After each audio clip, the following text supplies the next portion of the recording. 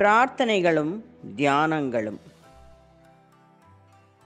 March 25, 1914.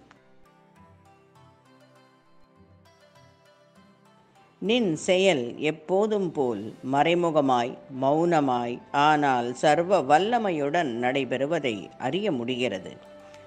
ஆழ்ந்த உறக்கத்தில் கிடந்த இந்த ஜீவன்கள் நின் திவ்ய ஒளி காணும் பாக்கியம் பெற்றன.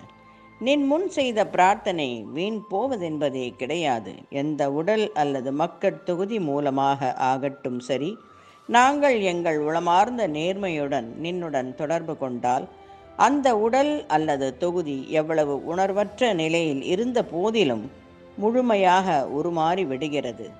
இத்திருவுருமாற்றம் சில பேர்களில் உணர்வோடு வெளிவரும் போது தீயானது சாம்பர் குவியலுள் இருந்து கனிந்து சுடர்விட்டு வெளிவருவது போல் திட்டென அவர்கள் இருக்கை முற்றுக்கும் வெளிச்சம் தந்து விடுகிறது.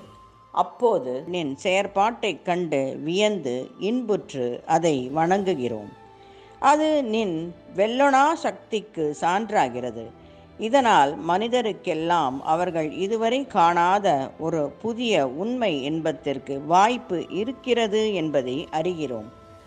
துக்கத்தில் உள்ள இம்மனித இனத்தை ஒளியுறுத்தி உருமாற்றி மகிமைப்படுத்துகிறாய்.